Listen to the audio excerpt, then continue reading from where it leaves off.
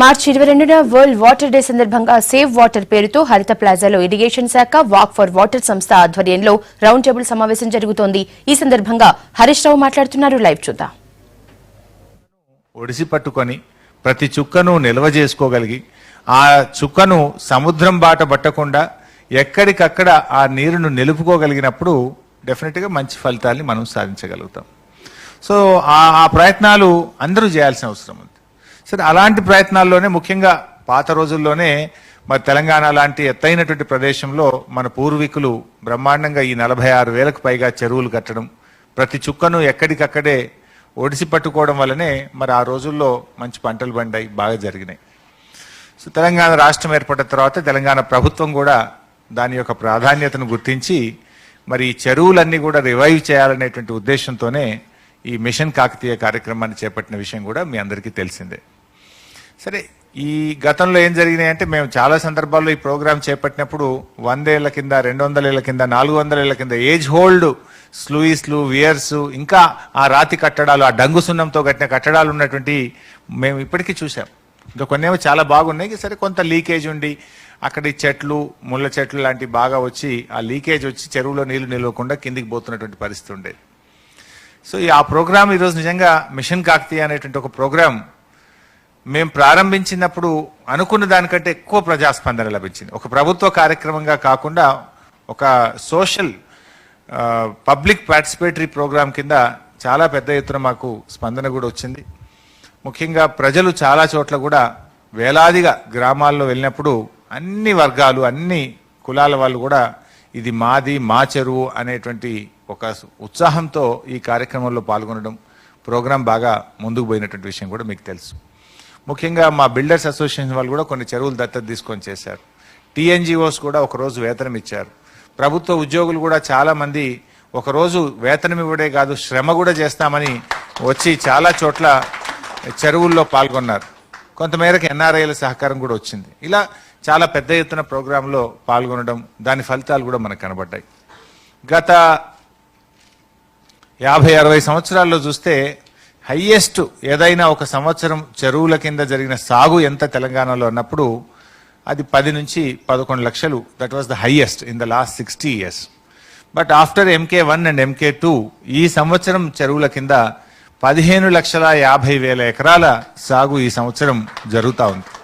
అంటే చెరువులు బాగా చేయడం, వర్షాలు కూడా రావడంతో దాని సాగు సామర్థ్యం అనేటువంటిది దాదాపు 5 లక్షలకు పైగా ఈ సంవత్సరం పెరిగిందనేటువంటి వార్త మీకు తెలియజేస్తా ఉన్నా. మిషన్ కాకతీయలో మనం ఇంకా ఒక ప్రోగ్రాం కూడా ఏం చేసినామంటే ఆ చెరువుల్లో ఉండేటువంటి ఒండ్రు మట్టిని మనము ఎప్పుడు రైతులు వాడుకోవాలనేటువంటిది బాగా చేశాం. వాస్తవానికి బాల వికాస సంస్థ 10 సంవత్సరాల నుంచి చేస్తుంది ఈ ప్రోగ్రాంను. బట్ దాన్ని ఈరోజు వారు ఒక ఆర్గనైజేషన్గా వారు కొంత ప్రాంతాల్లో కొన్ని చెరువులకు, కొన్ని మండలాలకు పరిమితమైనారు. కానీ రాష్ట్రంగా ఈరోజు రాష్ట్ర ప్రభుత్వంగా మొత్తం రాష్ట్రం అంతా కూడా చేయడం ద్వారా చాలా అద్భుతమైన ఫలితాలు వచ్చాయి. మాకు వస్తున్న ఈసారి ఈల్డ్స్ బాగా పెరిగినాయి. ఈల్డ్స్ బాగా పెరిగింది. మీరు చీడ కూడా బాగా, అంటే పురుగు క్రిముల యొక్క సంఖ్య కూడా బాగా తగ్గి, మీరు ఈసారి రాష్ట్రంలో ఎక్కడన్నా చూడండి బాగా పెస్టిసైడ్ వాడకం చాలా తగ్గింది. పురుగుల ప్రాబ్లం కూడా, పురుగు మందుల ప్రాబ్లం బాగా తగ్గింది రైతులకు. ఈల్డ్స్ పెరిగినాయి, ఫర్టిలైజర్ యూసేజ్ తగ్గింది, అదేవిధంగా ఈ పెస్టిసైడ్ యూసేజ్ కూడా బాగా తగ్గి మంచి దిగుబడిని కూడా రైతులు పొందగలుగుతున్నారు. అంటే ఈ చెరువు పూడిక మట్టి వేయడం ద్వారా ఏపుగా పెరగడం కానీ, మొక్కల యొక్క సాంద్రత అంటే డెన్సిటీ బాగా పెరగడం కానీ, ఇట్లా చాలా రకాలుగా రైతులు కూడా పరోక్షంగా లాభాలు పొందారు. మత్స్య సంపద కూడా చాలా వరకు మనం పెంచుకోగలిగాం. సో ముఖ్యంగా మన తెలంగాణలో కృష్ణా, గోదావరి దాని కింద 2 బేసిన్స్లో 255 TMCల సామర్థ్యం కలిగినటువంటి చెరువులు ఉన్నాయి. సో ఆ మొత్తం సామర్థ్యాన్ని, ఆ మొత్తం పూర్వ వైభవాన్ని నిలుపుకోవాలనేటువంటి ఉద్దేశమే mission Kakatiya. It's not that mission Kakatiya అంటే ఏదో పూడిక మట్టి తీయడం ద్వారానే జరుగుతుంది, పూడిక మట్టి అన్నట్టుగా కూడా కొంత ప్రచారం జరుగుతూ ఉంది. వాస్తవానికి మిషన్ కాకతీయ అంటే it's a complete revival of the tank. ఆ చెరువు యొక్క కట్ట కానీ, తూము కానీ, అలుగు కానీ, కట్టుకాలువ కానీ, పంటకాలువ కానీ, చెరువులో పూడిక మట్టి, పూడిక is one among that. So అలా అన్ని కలగలుపుగా పూర్తి సామర్థ్యాన్ని తీసుకొచ్చే దిశగా ఈ చెరువుల పునరుద్ధరణ అనేటువంటి కార్యక్రమం జరిగింది. ఈ సంవత్సరం MK3లో ముఖ్యంగా మేము ఫీడర్ ఛానల్స్ మీద బాగా దృష్టి పెడుతున్నాం.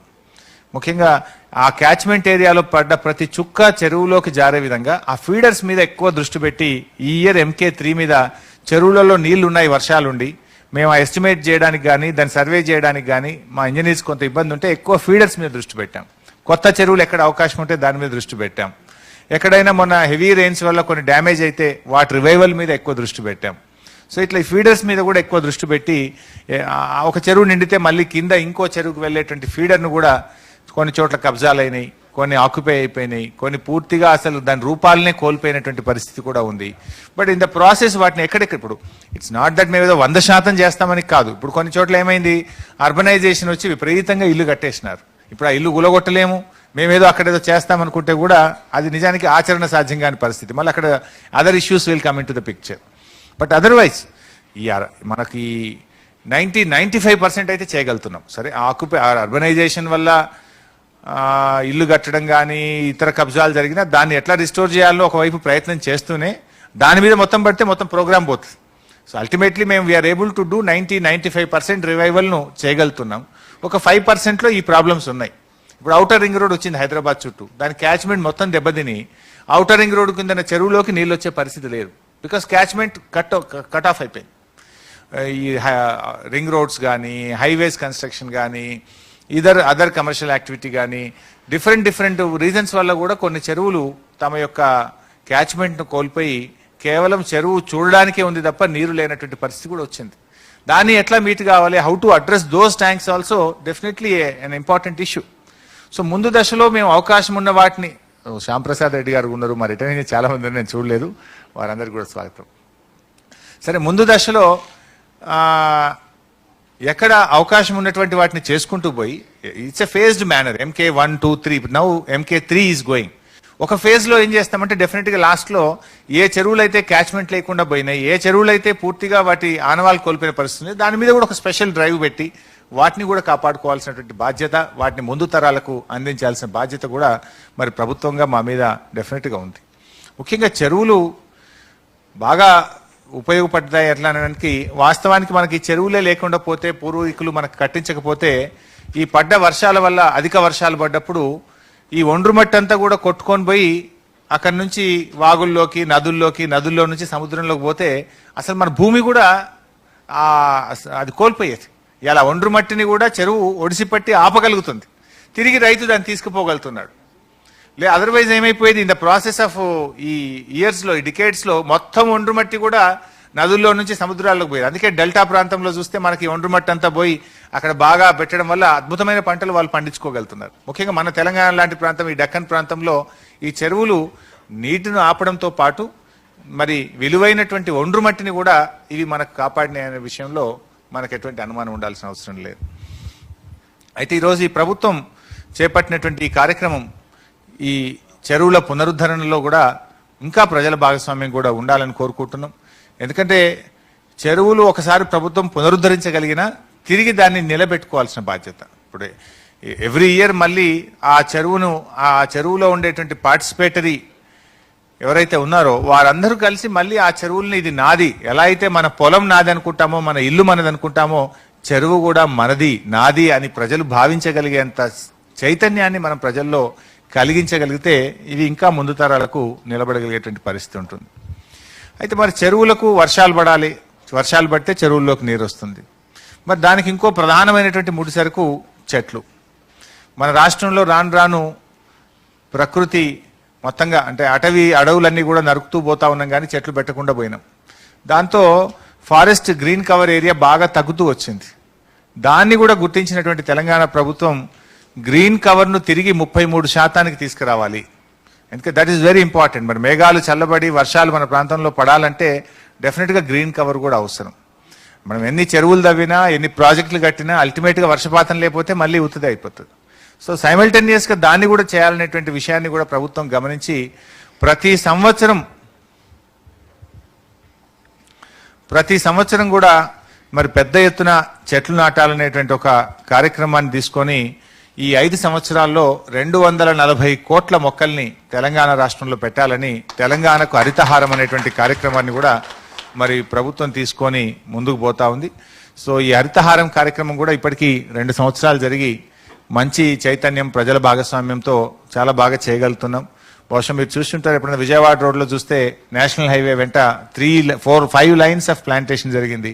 రాజీవ్ రహదారి మీద చూస్తే కూడా మీరు towards Karimnagar, Mancherial 3 lines of, అట్లా అన్ని రోడ్స్ మీద కూడా ఆల్ పంచాయతీరాజ్ R&B రోడ్స్ మీద కానీ, ముఖ్యంగా EGS ప్రోగ్రాం ద్వారా పొలం గట్ల మీద, చెరువు గట్ల మీద పెద్ద ఎత్తున రైతులను భాగస్వామ్యం చేసి పెట్టిస్తూ మొక్కలను సంరక్షిస్తే ప్రతి మొక్కకు ప్రతి నెల ప్రతి రైతుకు 5 రూపాయలు ఇచ్చే కార్యక్రమాన్ని కూడా ప్రభుత్వం తీసుకొచ్చింది.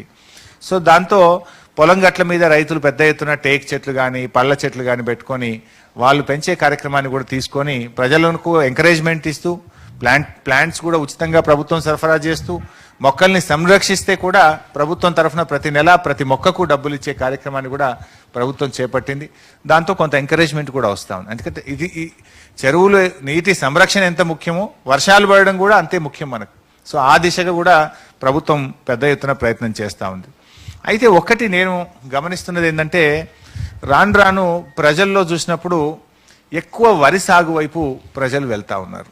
అంటే దీని విషయంలో కూడా నిజానికి చర్చ జరగాల్సిన అవసరం ఉంది.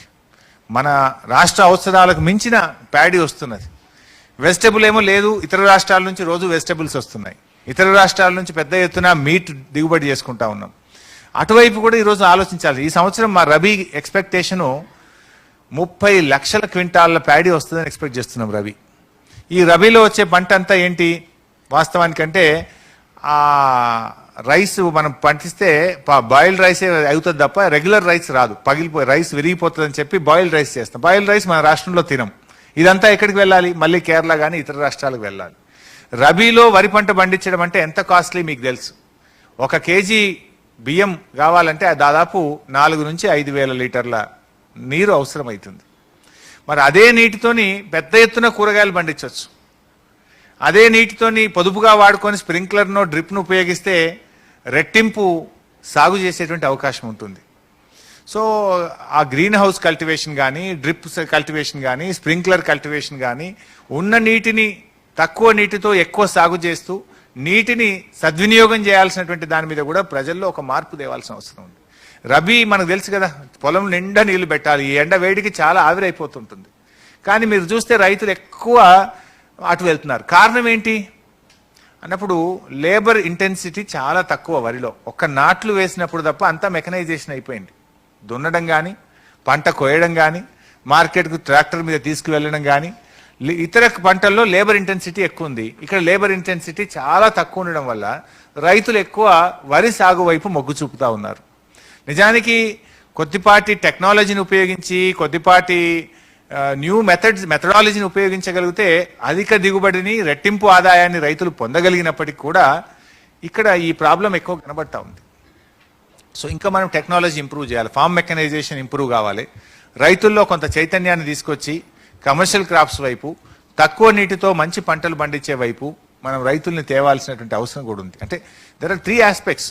వర్షాలు పడడానికి మొక్కలు పెంచాలి, పడ్డ ప్రతి చుక్కను చెరువుల్లో కానీ మన భూభాగంలో ఇంకే విధంగా ప్రయత్నం చేయాలి, అదేవిధంగా ఉన్నటువంటి నీటిని సద్వినియోగం చేసి మనము భవిష్యత్ అవసరాలకు ఉంచుకోవాలి. నేను యాజ్ ఇరిగేషన్ మినిస్టర్ ఇప్పుడు ఒక రకరకాల సమస్యలు ఎదుర్కొంటున్నాను. మాకు ఉదాహరణకు I just quote 2-3 issues. Nizam Sagar project ఉంది. నిజాం సాగర్ ప్రాజెక్ట్లో ఒక వింతైన అనుభవం ఉన్నది. ఆ గేట్లు ఎప్పుడు కూడా లీకేజ్ ఉండి నీరు మంజీరా నదిలోకి డ్రాప్ అయ్యేది. సో అంటే ఆల్మోస్ట్ ఒక 100-200 క్యూసెక్స్ ఆ గేట్ల లీకేజ్ ద్వారా ప్రతి సంవత్సరం నీరు బయటపోతుంది. సరే, మా గవర్నమెంట్ వచ్చినాక నేను అన్ని ప్రాజెక్ట్స్ కూడా బాగా చేయాలని చెప్పి ఆ గేట్లన్నీ కూడా మరమ్మతు చేసి క్లోజ్ చేసినాం. ఒకరోజు రైతులు వచ్చినారు, మా ఎమ్మెల్యే గారు కూడా వచ్చినారు. అన్న, మాకు నిజాం సాగర్ కింద రైతులకు బాగా ఇబ్బంది అయిపోతుంది, మాకు లీకేజీ వాటర్ని వెంటనే విడుదల చేయాలి. లీకేజీ వాటర్ను వెంటనే విడుదల చేయాలి. అంటే ఇదేందా లీకేజ్ వాటర్ ఏంది, విడుదల ఏంటంటే, అన్న మాకు 30 ఏళ్ళకి వస్తుండే, ఇప్పుడు సడన్గా నువ్వు బంద్ చేస్తే ఎట్లా? మేము ఆ నది మీద ఆధారపడి బోర్లు పెట్టినాము, మాకు ఆ లీకేజ్ వాటర్ నువ్వు విడుదల చేస్తావా లేదా అంటారు. సరే, అదొక ఇష్యూ. ఇందాక మా ప్రొఫెసర్ గారు కూడా అన్నారు, పాండురంగరావు గారు, రామగుండం బిలో నీళ్లు లేవు, చాలా ఇబ్బంది ఎదుర్కొంటున్నారు, బిలో రామగుండం అన్నారు. అక్కడి నుంచి కూడా ఒక రిప్రజెంటేషన్ వచ్చింది. ఎల్లంపల్లి గేట్లు ఎత్తి నీళ్లు వదలాలి నదిలోకి, మాకు ఆ గోదావరి నదిలో బోర్లు వేసుకొని మేము పంటలు సాగు చేస్తూ ఉన్నాం, వరి పంటలు పెట్టుకున్నాం, మొత్తం గేట్లు ఎత్తారా అంటారు.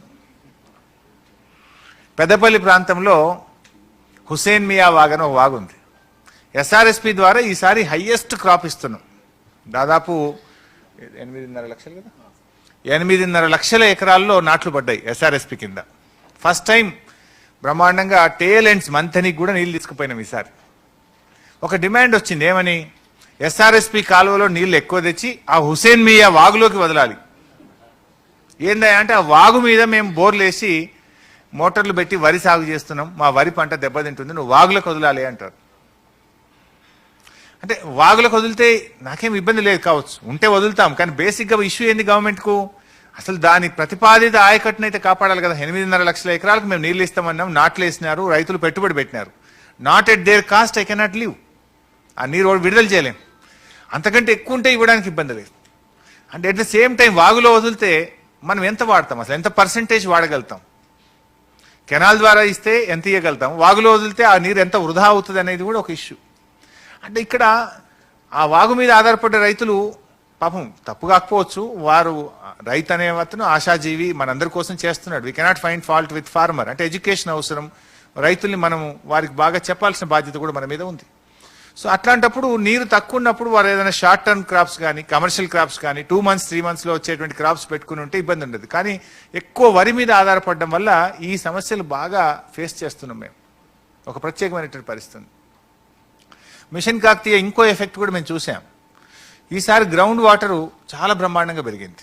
యావరేజ్గా 10 meters పెరిగింది స్టేట్లో. వర్షాలు ఎక్కువ పడ్డటువంటి మెదక్ జిల్లాలో 14-15 మీటర్లు పెరిగితే, అతి తక్కువ వర్షాలు పడ్డ మహబూబ్ నగర్ జిల్లాలో కేవలం 1.5-2 meters మాత్రమే పెరిగింది.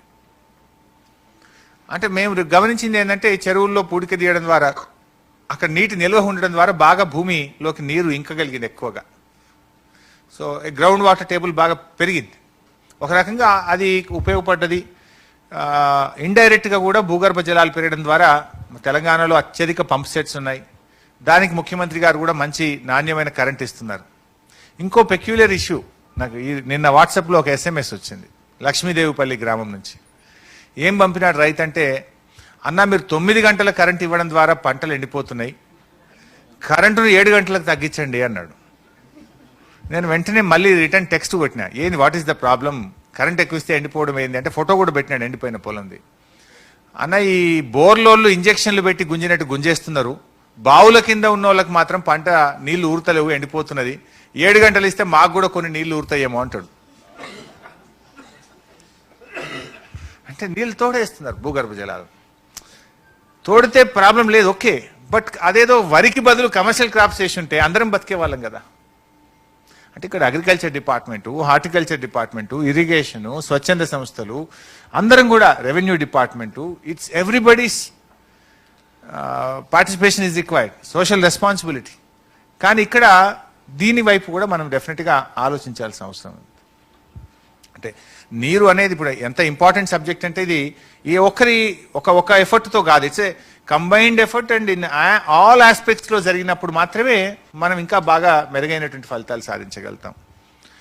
ఈ స్ప్రింక్లర్ ఇరిగేషను, డ్రిప్ ఇరిగేషన్ కూడా మనం పెంచుకోవాల్సిన అవసరం చాలా ఉంది. గౌరవ ముఖ్యమంత్రి గారు కేసీఆర్ గారు కూడా ఈ సంవత్సరం 1,000 కోట్ల రూపాయలు డ్రిప్ ఇరిగేషన్కి అడిషనల్గా బడ్జెట్ కూడా పెట్టుకున్నాం ఈ సంవత్సరం. దాని ఉద్దేశం ఏంటంటే, ప్రభుత్వం కూడా ఏం చేసిందంటే SC ST ఫార్మర్స్కు 100% సబ్సిడీతోని, చిన్న సన్నకారు రైతులకు 90% సబ్సిడీతోని, ఇంతకుముందు 1 హెక్టార్కే పరిమితం చేస్తే ఇప్పుడు 2 హెక్టార్ల వరకు కూడా డ్రిప్ స్ప్రింక్లర్ ఇచ్చే దిశగా తెలంగాణ ప్రభుత్వం కూడా బాగా నీటి పొదుపును ఆదా చేయడం కోసం మేము కూడా ప్రభుత్వం తరఫున ఎంకరేజ్ చేస్తున్నాం. ఈ సంవత్సరం బడ్జెట్లో దాదాపు 1000 కోట్ల రూపాయలు కూడా పెట్టాం.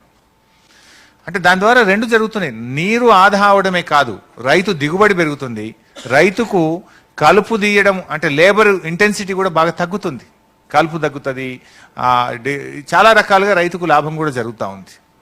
సో ఆ దిశగా కూడా మేము ప్రయత్నం చేస్తాం. అంటే ముఖ్యంగా ఇప్పుడు ఇజ్రాయిల్ లాంటి కంట్రీతో చూసినప్పుడు అక్కడ వారు నీరును ఉపయోగించేటువంటిది చూస్తే సామర్థ్యం, నీటి వినియోగ సామర్థ్యం 74% ఉంటే మన దగ్గర అది కేవలం 40% మాత్రమే ఉంది. దాదాపు 34% గ్యాప్ ఉంది, అంతే. ఇంకా మనం పెరగాలి. ఈరోజు నీరును వినియోగించడంలో తక్కువ ఎడారి ప్రాంతమైన అతి తక్కువ వర్షం ఉన్నా వారు 74% వరకు కూడా తీసుకుపోతున్నటువంటి పరిస్థితి ఉంది. మరి ఇంకుడు గుంతలు, ఇది కూడా ఒక చాలా ఇంపార్టెంట్ ఇష్యూ. ఈ మధ్యకాలంలో నేను కాలనీ పేరు గుర్తొస్తలేదు కానీ హైదరాబాద్లో ఒక చెరువు బాగా చేయాలని నన్ను ఒక కాలనీ వాళ్ళు తీసుకువెళ్ళి వాళ్ళ ప్రాబ్లం అంతా చెప్పినారు. నన్ను కూర్చోబెట్టి చాలా మంది కాలనీ వాసులు, ప్రెసిడెంట్, అసోసియేషన్ సెక్రటరీ అందరూ స్పీచెస్ ఇచ్చారు. రాజేంద్ర నగర్ అసెంబ్లీ కాన్స్టిట్యున్సీ బహుశా హైటెక్ సిటీ నుంచి పైకి ఉంది, అది కాలనీ పేరు గుర్తులేదు. లాస్ట్ ఇయర్ వెళ్ళిన నేను, సీతారాం గారు అసోసియేషన్ ప్రెసిడెంట్ పేరు. మాకు 400 ఫీట్లు వేస్తే నీళ్ళు వస్తలేవు, బోర్లు లేవు, నీళ్లు లేవు, ఇంత ఇబ్బంది అవుతుంది, అంత ఇబ్బంది అవుతుంది, అసలు మేము ఎట్లా బతకాలన్నంత ఆక్రోషంతో చాలా గట్టిగా మాట్లాడినారు. సరే, ఆ ప్రాసెస్లో చెరువు చేయమన్నారు. చెరువుకు డబ్బులు శాంక్షన్ చేసినాము. చెరువు అయిపోయిందని మళ్ళీ నాకు ఫోటో వాట్సాప్ కూడా పెట్టినారు. నేను అక్కడ వాళ్ళు అడిగాను, మరి మీరు ఎంతమందికి అసలు ఇంకుడు గుంతలున్నాయి? జిహెచ్ఎంసీ ఇల్లు అనుమతి ఇచ్చేటప్పుడు అందులో అనుమతిలోనే ఉంటుంది ప్రతి ఒక్కరూ మీరు ఇంకుడు గుంత కట్టాలి, వాటర్ హార్వెస్టింగ్ పిట్ ఒకటి కట్టాలి అనేటువంటిది ఉంది. మరి మనం ఎంతమందికి కట్టినాము, ఎంతమందికి సోషల్ రెస్పాన్సిబిలిటీ ఉంది? మీరు ఇంతగా నన్ను అడుగుతున్నారు, గవర్నమెంట్ ఏం చేస్తుంది, మాకు నీళ్లు లేవు, 500 ఫీట్లు పోయినాయి, దీనికి ఎవరు బాధ్యత? ఒక ప్రభుత్వం బాధ్యతనా? మీకు కూడా బాధ్యత ఉందా లేదా అని నేను కొద్దిసేపు మాట్లాడినా. ఐఎమ్ హ్యాపీ టు సే వాళ్ళు నిజంగా వాళ్ళ ఆదర్శం 100% వాళ్ళు మేము చేశాము అని మళ్ళీ నాకు ఫొటోస్ తీసుకొని వచ్చి ఇంటికి వచ్చి కలిసినారు. అట్లా మనం మణికొండ, ఎగ్జాక్ట్లీ మణికొండ ప్రాంతంలో, ఆ కాలనీ పేరు ఇంకేదో ఉంది, ఎగ్జాక్ట్గా మణికొండ ప్రాంతంలో ఉంది. 100% మేము చేసినామని వచ్చినాం. సో అట్లా మనము ఎడ్యుకేట్ చేసి ముందుకు తీసుకుపోవాల్సిన అవసరం కూడా ఉంది. నేను నా నియోజకవర్గంలో సిద్దిపేటలో నేను ఒక ఛాలెంజ్ తీసుకొని ట్రై చేస్తా ఉన్నా లాస్ట్ 2 years నుంచి. 90% of my constituency soak pits అయిపోయినాయి, ఇంకొక 10% ఉంది. మా రూరల్ సిద్దిపేట కాన్స్టిట్యున్సీలో 24,500 ఇంకుడు గుంతలు అయిపోయినాయి.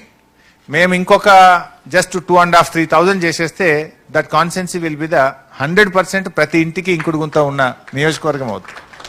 అంటే ప్రభుత్వం తరఫునే డబ్బులు ఇస్తున్నాం. పర్టికులర్లీ గ్రామీణ ప్రాంతంలో ఈ సోక్ పిట్ అవ్వడానికి 4,000 రూపాయలు ఇస్తుంది ప్రభుత్వం అండర్ NREGS. 3,296 ఏమో మెటీరియల్ కాంపోనెంట్ కింద ఇస్తున్నాం. 754 రూపీస్ లేబర్ కాంపోనెంట్ కింద 4,000 rupees per each soak pit government ఇస్తున్నది. సరే, మేము ట్రై చేస్తున్నాం. కొన్ని చోట్ల చాలా మంది ప్రజాప్రతినిధులు కూడా మోటివేట్ చేస్తున్నాం. ఇందాక మిత్రులు ఎవరు అన్నారు, సర్పంచులు, ఎంపీటీ, మీరు అన్నారు, మా పేరు సర్పంచులు, ఎంపీటీసీలు వాస్తవానికి వాళ్ళే NREGSకు చైర్మన్. గ్రామీణ ప్రాంతం ప్రభుత్వం డబ్బు ఇస్తుంది ఉపాధి హామీ పథకం కింద. వాళ్ళు సద్వినియోగం చేయగలిగితే ఏ ఊర్లోకి ఆ ఊర్లో బాగా ఈ గ్రౌండ్ పడ్డ, ఆ ఊర్లో పడ్డ ప్రతి చుక్కను, ఆ ఇంట్లో వాడిన ప్రతి నీటి బొట్టును కూడా ఆ గ్రామంలోనే, ఆ ఇంటి ఆవరణలోనే మనం తీసుకువెళ్ళగలిగితే డెఫినెట్గా మంచి ఫలితాలు సాధించగలుగుతాం. అదేవిధంగా కాంటూర్ ట్రెంచ్, అంటే పొలం గట్ల మీద కూడా చిన్న కాంటూర్ ట్రెంచెస్ కూడా కొట్టగలిగితే అక్కడనే నీటిని బాగా పొదుపు చేయొచ్చు. ఇబ్రాహీంపూర్ అనే గ్రామంలో నేను ప్రయత్నం చేస్తే అసలు ఎంతో కరువుతో ఉండేటువంటి ఆ గ్రామం ఈ మధ్య నేను వెళ్ళినప్పుడు చూస్తే, అంటే ఆ village best award, prime minister award కూడా పొందింది ఇబ్రాహీంపూర్ గ్రామము. ఈ మధ్య డిమానిటైజేషన్లో కూడా సౌత్ ఇండియాలో that is the first village to do it. ఈ మణికొండలో Panchavati colony, so 100% soak pits కట్టినటువంటి కాలనీ పంచవతి కాలనీ. సో అట్లా ఈ కాంటూర్ హార్వెస్టింగ్ చేయడం ద్వారా కూడా భూగర్భ జలాల్ని పెంచడం కోసం ఇబ్రాహీంపూర్ గ్రామంలో ప్రయత్నం చేసినాం. మొన్న నేను ఈ మధ్యలో వెళ్ళినప్పుడు చూస్తే ఆల్మోస్ట్ కోస్తాలో ఉన్నంత, కోనసీమ ప్రాంతంలో ఉన్నంత పచ్చగా ఆ గ్రామాన్ని నేను చూడగలిగాం. ప్రతి బోర్వెల్ నిండుగా పోస్తుందని ఆ గ్రామస్తులు చెప్పినప్పుడు నేను ఇప్పుడు మిగతా గ్రామాలకు చెప్పాను, వెళ్ళి చూడండి, you learn, you do it, మీ గ్రామాల్లో మీరు స్టార్ట్ చేయండి అని మేము ఇతరులను మోటివేట్ చేయడానికి కూడా మాకు ఆ గ్రామం ఎంతగానో దోహదపడ్డది.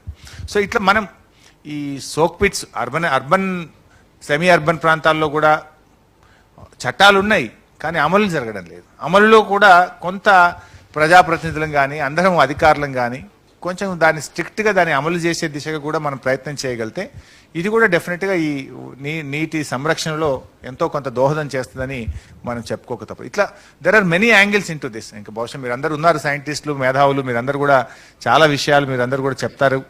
డెఫినెట్గా ఈ యొక్క సమావేశం, ఈ సభ మీ అందరినీ కూడా భాగస్వామ్యం చేసి ఇంకా బాగా ఈ ప్రపంచ నీటి దినోత్సవ సందర్భంగా ఈ జల సంరక్షణ సామాజిక బాధ్యతలో మీరందరూ కూడా విలువైనటువంటి సూచనలు ఇస్తారని, మా మిత్రులు కోరినట్టు ఈ జల జాతర ఏదైతే మనం మార్చి 22వ తేదీన చేయాలనుకుంటున్నామో దీంట్లో ఇరిగేషన్ డిపార్ట్మెంట్ తరఫున కూడా నేను మా ఇంజనీర్స్ అందరినీ కూడా భాగస్వామ్యం చేసి ప్రతి మండలంలో ఒక చెరువు దగ్గర ప్రతిజ్ఞ చేసే విధంగా ఈ జల జాతర కార్యక్రమాన్ని పెద్ద ఎత్తున ముందుకు తీసుకొని పోతాం.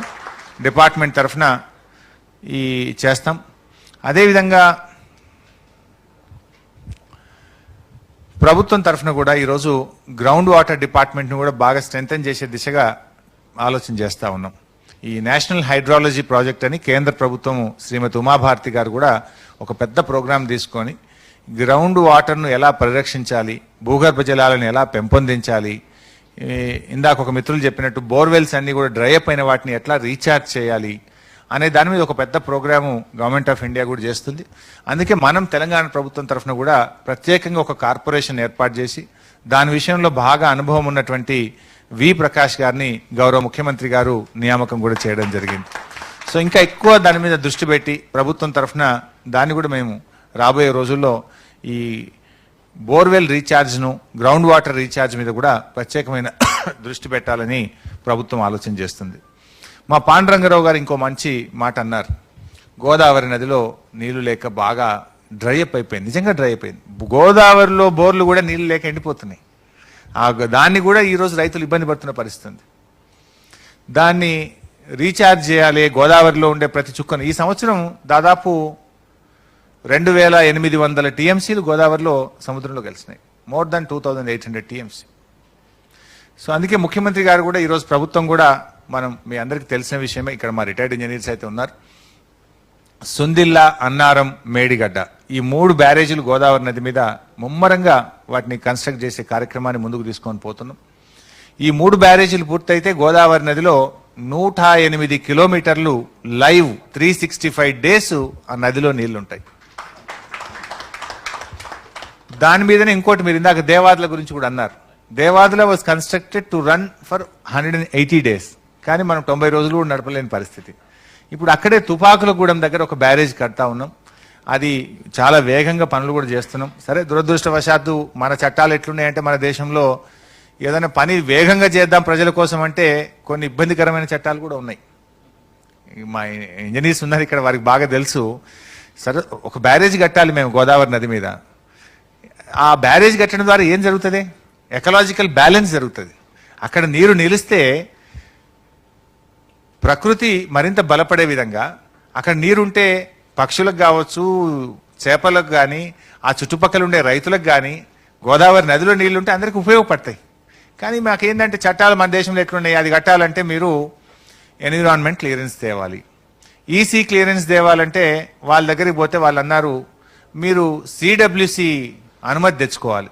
సిడబ్ల్యూసి దగ్గర పోతే ఏమంటున్నారంటే మీరు రైపేరియన్ స్టేట్స్ అనుమతి తెచ్చుకోండి. రైపేరియన్ స్టేట్స్ దగ్గర పోతే మీకు గోదావరి బోర్డు ఉంది కదా రాష్ట్రాలకు ముందు ఆ బోర్డు అనుమతి తెచ్చుకోండి. బోర్డు అనుమతి తెచ్చుకొని, రైపేరియన్ అనుమతి తెచ్చుకొని, సిడబ్ల్యూసి అనుమతి తెచ్చుకొని, ఎన్విరాన్మెంట్ క్లియరెన్స్ అనుమతి తెచ్చుకొని నేను స్టార్ట్ చేస్తే ఈ 5 ఏళ్ళు అయిపోతుంది. అంటే మన చట్టాలు అట్లున్నాయి దేశంలో. మేము ఏం చేస్తున్నాం? ఆడేం ఊరు మునుగుతలేదు.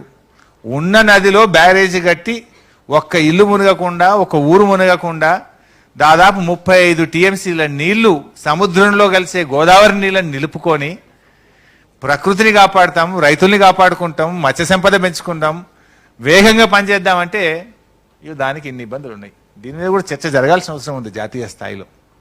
అల్టిమేట్లీ పెద్ద ఎత్తున సబ్మర్జెన్స్ ఉంది, ఇంకేదైనా జంగల్ పోతుంది, ఇది పోతుంది అంటే మనం వీ కెన్ డిస్కస్. నది మధ్యలో కట్టి ఉన్న చుక్కను వాడుకుంటామంటే కూడా ఇక అన్ని చట్టాలు పెడితే ఇక దానికి కొంతమంది రాజకీయ కారణాల వల్ల ఈ చట్టాలను అడ్డం పెట్టుకొని స్టేలు తేవడం, అడ్డుకోవడం, వాట్ ఫర్? దానివల్ల సాధించగలిగేది ఏముంది? ఆలస్యం అవుతుంది. ఆలస్యం అయితే ప్రాజెక్ట్ కాస్ట్ పెరుగుతుంది, ప్రభుత్వం మీద భారం పడుతుంది, అల్టిమేట్గా ప్రజల మీద భారం పడుతుంది. వేగంగా రావాల్సినటువంటి ఫలితాలు ఆలస్యం జరుగుతాయి. దానివల్ల నష్టపోయేది రాష్ట్రంలో ఉండే ప్రజలు తప్ప ఇంకోటి కాదు. అంటే ఇలాంటి ఫోరంలో దయచేసి వాటిని కూడా డిస్కస్ చేయాల్సిన అవసరం కూడా ఉంది. సమ్టైమ్స్ ఇది డిస్కస్ చేయకపోతే కూడా మరి ఒక రకమైన సోషల్ ప్రెషర్ కూడా తేవాల్సిన అవసరం ఉంది అలాంటి వ్యక్తుల మీద. దురదృష్టవశాత్తు చట్టాలను ప్రజలకు ఉపయోగపడే విధంగా ఉపయోగించుకోవాలి. మనకుండే చట్టాలను కానీ దాన్ని రాజకీయంగానో ఇంకో కారణం కోసం ఉపయోగించుకొని ప్రాజెక్టులను అడ్డుకునే ప్రయత్నం కూడా జరగడం అనేది నిజంగా చాలా చాలా బాధాకరం. అంటే ఇప్పుడు ఎగ్జిస్టింగ్ నాకు జరిగిన ఒక అనుభవాన్ని మీకు చెప్పిన నేను. నాకు ఇన్ని చెప్పినారు, నేను ఇన్ని తిరిగే వరకు ఏమవుతుంది?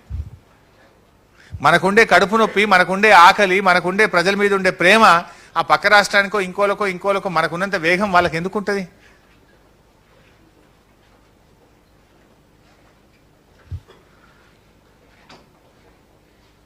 సో సారీ, నాకు మొత్తంగా ఇప్పుడు ఈ గోదావరి నది మీద నేను చెప్పాలనుకున్న పాయింట్ ఏంటంటే మీకు సార్, 175 కిలోమీటర్లు నది నిండుగా ఉండేటట్టుగా మనం ఇప్పుడు సుందిల్ల, అన్నారం, మేడిగడ్డ, ఎల్లంపల్లి, ఇప్పుడు మనం కడుతున్నటువంటి తుపాకులగూడెం, ఈ 4 బ్యారేజీలు కలుపుకుంటే సార్, ఈ 5 బ్యారేజీలు కలుపుకుంటే 175 కిలోమీటర్లు మనకు నదిలో దాదాపు 300 రోజులైతే పక్కగా నీళ్లు ఉంటాయి. 365 ఉంటాయి. మనం ఆపుకుంటాం, సర్ప్లస్ అయినప్పుడు మనం తీసుకుంటాం, otherwise we will hold that water. అంటే ఎంత అద్భుతంగా జల రవాణా పెరుగుతుంది, ఎంత అద్భుతంగా ఎకలాజికల్ బ్యాలెన్స్ వస్తుంది, ఎంత బాగా జరుగుతుందో ఆ దిశగా ఈరోజు ప్రభుత్వం ప్రయత్నం చేస్తుంది. అన్ని బ్యారేజీలకు కూడా ఇంటర్స్టేట్ అనుమతులు తెచ్చుకున్నాం. మహారాష్ట్ర దగ్గరికి పోయి, ఇందాక మీరు చెప్పారు, మహారాష్ట్ర ప్రభుత్వంతో ఒప్పించి అనుమతి కూడా తెచ్చుకున్నాం. And one more barrage on Chanaka Korata, మన పెనుగంగా నది మీద కూడా చెనాకా కొరాట దగ్గర కూడా ఇంకొక బ్యారేజ్ కడుతున్నాం. దాని బ్యాక్ వాటర్ ఆదిలాబాద్ జిల్లాలో పెనుగంగ మీద 30 కిలోమీటర్లు ఉంటుంది నదిలో. అంటే మనం ఎక్కువ నదిలో నీరు నిలుపు చేసుకుంటే సబ్మర్జెన్స్ తగ్గుతుంది, అక్కడే వాడుకోవచ్చు, ఇంకా చాలా అద్భుతంగా మనకు ఉపయోగపడుతున్న దిశగా ఇప్పుడు పెనుగంగ నది మీద కూడా ఇంకొక బ్యారేజ్ కూడా తెస్తున్నాం. ప్రాసెస్లో మన ఆలోచన ఏంటంటే, మన గోదావరి నది పెద్ద ఎత్తున బాసర నుంచి భద్రాచలం దాకా ప్రవహిస్తుంది కనుక ఈ బ్యారేజీలన్నీ ఇంకా నిర్మాణం చేసుకొని నది యొక్క ప్రాంతాన్ని పూర్తి స్థాయిలో సద్వినియోగం చేసే దిశగా కూడా ప్రభుత్వం ఆలోచన చేస్తుంది. సో ఇట్లా ఇంకా చాలా విషయాలు ఉన్నాయి. అయితే నాకు 12 o'clock ఈరోజు మిషన్ కాకతీయ ద్వితీయ వార్షికోత్సవ సందర్భంగా ఇంకొక ప్రోగ్రాంలో పాల్గొనాల్సి ఉండే.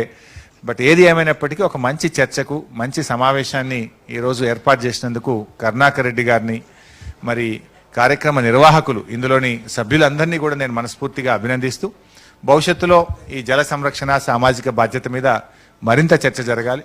మీడియా కూడా తప్పకుండా ఆలోచించాలి. ఒక నాయకుడు ఇంకో నాయకుడిని తిడితే బ్యానర్ ఐటం కాదు, ఒక సామాజిక కార్యక్రమం కూడా ఇలాంటి కార్యక్రమమే బ్యానర్ ఐటం కూడా కావాల్సిన అవసరం కూడా ఉంది. ఈరోజు మీడియా కూడా డెఫినెట్గా ఆలోచించాలి. బహుశా ఈనాడు, ఈటీవీ విషయంలో కొంత బాగా చొరవ చూపి వారు ముందుకు పోయి ఈ ఒక ఉద్యమం లాగా చేసినారు. వారిని మనస్ఫూర్తిగా ధన్యవాదాలు కూడా నేను ఈ సందర్భంగా తెలియజేస్తున్నా. బట్ అందరూ కూడా ఆలోచించాలి. ఇట్స్ మీ రెస్పాన్సిబిలిటీలో, ఎందుకంటే మన ప్రజాస్వామ్య దేశంలో మీడియా రోల్ కూడా చాలా ఇంపార్టెంట్. ఒక మంచి పనిని ఎక్కువ మనం ఆదరించగలిగితే, ఎక్కువ చూపగలిగితే ఇతరులు